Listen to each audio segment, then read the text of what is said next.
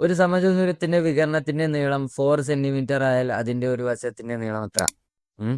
ഇവിടെ സമചതുരത്തിന്റെ കുറച്ച് പ്രോപ്പർട്ടീസ് ഒക്കെ നിങ്ങൾക്ക് അറിയാമെന്നുണ്ടെങ്കിൽ വികരണത്തിന്റെ നീളം കാണാനുള്ള ഇക്വേഷനും നിങ്ങൾക്ക് അറിയണം. അതായത് ഒരു സമചതുരം എന്ന് പറയുന്നത് ഇതാണ്. അതായത് എ എ എ എ അതായത് എല്ലാ സൈഡും എന്തായിരിക്കും? ഈക്വൽ ആയിരിക്കും. ഞാനിപ്പോ കൺസിഡർ ചെയ്യുന്ന square A B C D ആണ് എന്നുണ്ടെങ്കിൽ ഇതിന്റെ എല്ലാ സൈഡും സെയിം ആയിരിക്കും. അപ്പൊ ഇതിന്റെ വികരണം എന്ന് പറയുന്നത് സപ്പോസ് എ സി ആണ് എന്ന് വിചാരിക്കുക.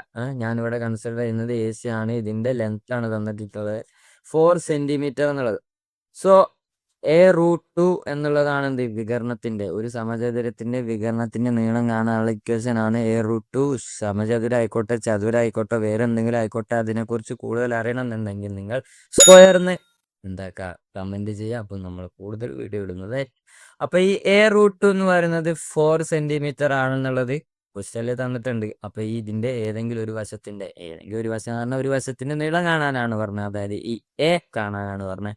സോ A= എന്തായിരിക്കും? 4/√2 ആയിരിക്കും. 4/√2 എന്ന് പറയുന്നത് ഓപ്ഷനിൽ ഇല്ലാത്തത് കൊണ്ട് എന്ത് ചെയ്യേണ്ടി വരും? *√2/√2. ഓക്കെ, ഇങ്ങനെ ചെയ്താൽ എന്തെങ്കിലും പ്രശ്നമുണ്ടോ? ഒരു പ്രശ്നവുമില്ല. അപ്പൊ എന്താവും? ഒരു കാര്യമില്ല. അപ്പൊ എന്താണ് ഈ √2 × √2 എന്ന് പറയുന്നത്? എന്താണ്? 2 ആണ്. അപ്പൊ 4√2/2 ഈ 2ഉം കട്ട് ചെയ്ത് അപ്പൊ എന്ത് വരും?